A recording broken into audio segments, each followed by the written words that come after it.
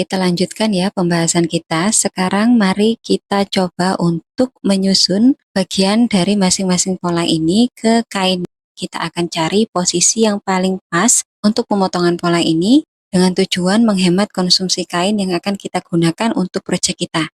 Nah, di sini untuk pola bagian depan ini ada tanda pola titik garis.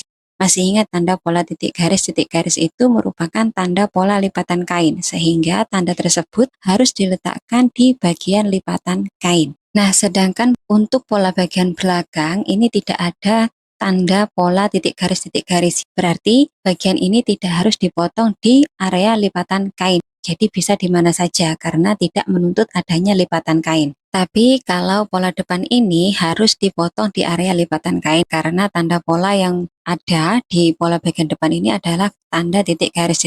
Berarti itu harus tepat berada di lipatan kain. Nah, di sini di proses ini sekarang kita bisa bereksperimen bagaimana cara untuk memotong kain ini supaya konsumsi dari kain yang akan kita gunakan itu sehemat mungkin. Cara untuk menyusun bagian-bagian dari pola ini bebas, sekreatif mungkin. Yang penting konsumsi dari kain itu tidak terlalu banyak atau bisa hemat. Yang penting yang perlu diingat, tanda pola itu harus diikuti. Seperti untuk tanda pola titik garis harus diletakkan di bagian lipatan kain. Kemudian arah serat juga harus dipatuhi. Tanda-tandanya itu saja sih yang perlu untuk diperhatikan. Untuk yang tidak memiliki garis titik garis juga bisa dipotong di area pinggiran kain. Jadi seperti itu. Jadi bebas, kalian bisa berkreasi sekreatif mungkin untuk menemukan cara agar konsumsi dari kain yang akan kalian gunakan nanti itu sehemat mungkin. Bisa digeser seperti yang aku lakukan sekarang ini atau ya gimana pun caranya lah gitu. Mainkan kreativitasmu di sini dalam penyusunan bagian-bagian dari pola rok sesuai ini. Nah, kalau untuk kasus kain dengan lebar sempit seperti yang sedang aku kerjakan ini, biasanya aku akan geser posisi dari lipatan kain sesuai dengan lebar dari pola rok depan atau pola-pola yang mengharuskan berada di daerah lipatan kain.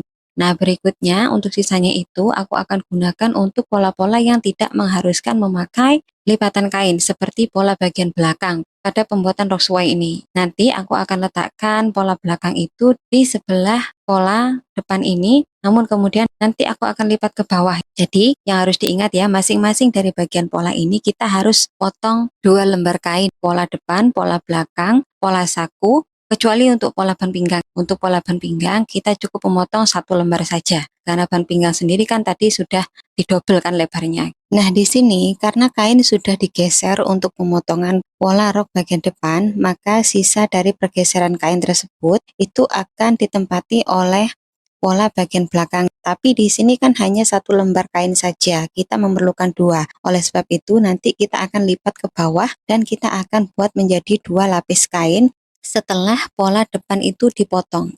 Jadi setelah pola depan dipotong, nanti sisa kain di sampingnya itu akan kita lipat ke bawah seperti yang sudah aku contohkan di video.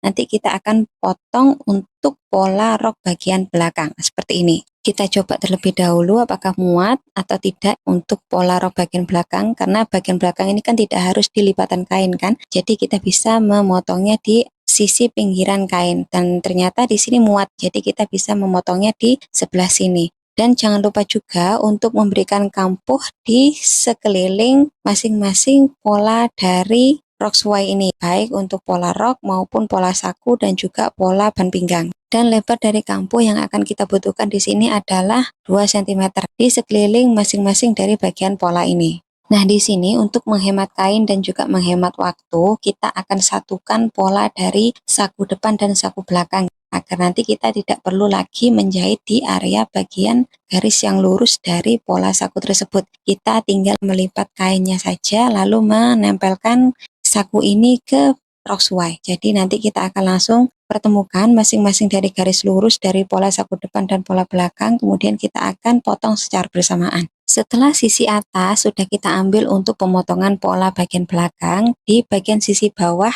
di posisi yang sejajar ini masih kosong ya. Nah, di sini kita bisa letakkan pola dari ban pinggang dan juga pola dari saku seperti yang sudah aku contohkan di video. Semoga kamu nggak bingung. Nanti kalau kita memotong kain pasti akan lebih mudah untuk dipahami di tutorial berikutnya. Ini hanya gambaran kasaran saja cara memotong dari masing-masing bagian dari pola ini. Nah, di sini aku sudah menemukan cara terbaik atau terhemat untuk memotong pola dari pembuatan Roxway ini.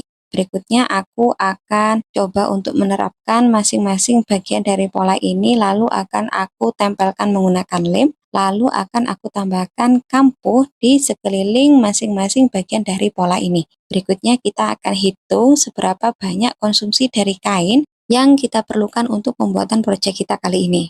Jadi seperti itu merupakan fungsi utama dari proses pembuatan rancangan bahan.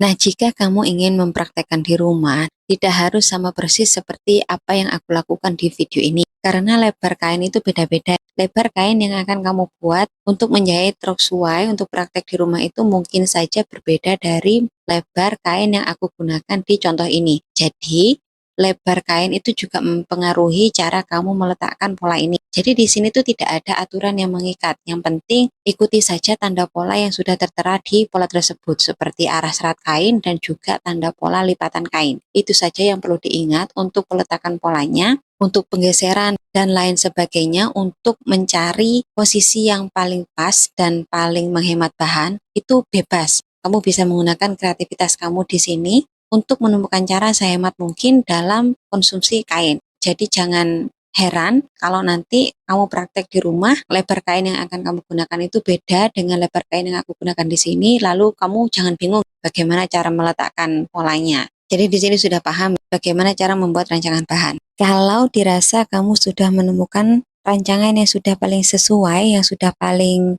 bisa menghemat konsumsi kain, selanjutnya kita perlu untuk merekatkan pola ke kertas coklat ini atau replika kain ini dengan menggunakan lem. Berikutnya kita akan tambahkan kampuh sebesar 2 cm di sekeliling masing-masing bagian dari pola ini.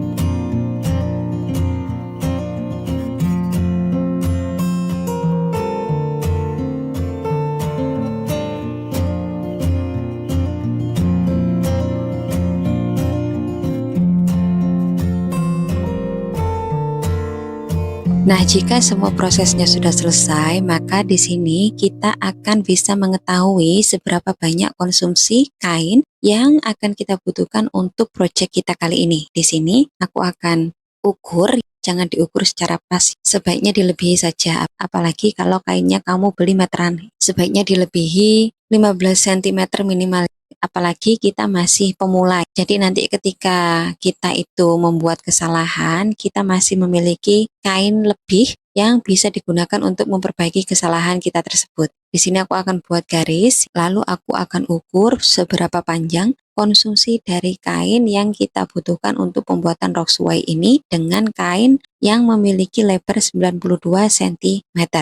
Setelah itu kita akan buat catatan agar nanti kita tidak lupa ketika akan berbelanja bahan kain di toko. Catat lebarnya dan juga catat konsumsi dari kainnya. Seberapa panjang kain yang kita butuhkan untuk pembuatan satu buah Roxway ini. Di sini untuk kain dengan lebar 92 cm, aku membutuhkan panjang kain sepanjang 135 cm.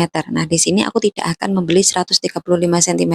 Aku akan lebihi, aku akan bulatkan. Di sini aku akan membeli kain 150 cm atau 1,5 meter untuk pembuatan satu buah Roxway. Jadi lebar kain di sini sangat mempengaruhi jumlah konsumsi dari kain yang akan kita butuhkan untuk proyek yang akan kita buat. Jadi perbandingannya itu terbalik. Semakin lebar kain yang akan kamu gunakan sebagai bahan utama pembuatan rok ini, maka konsumsi kainnya akan semakin pendek atau semakin kecil jumlah konsumsinya. Kalau semakin sempit lebar kain yang kamu gunakan, maka konsumsi kainnya itu akan semakin panjang. Perbandingannya selalu terbalik antara panjang kain yang kita butuhkan dengan lebar kain. Nah, selain untuk mengetahui jumlah konsumsi kain yang akan kita perlukan untuk pembuatan proyek kita, rancangan bahan ini juga bisa kita gunakan sebagai panduan pada saat nanti kita akan memotong bahan. Jadi, rancangan atau aturan susunan dari masing-masing pola ini kita akan terapkan sama persis ke kain sehingga nanti kita itu tidak membuat kesalahan atau membuang-buang kain pada saat pemotongan. Jadi rancangan bahan ini jangan sampai hilang atau jangan sampai dibuang sebelum kita memotong bahan dari proyek kita. Karena nanti kita akan memerlukannya sebagai guide atau panduan dalam pemotongan dan penyusunan pola di atas kain.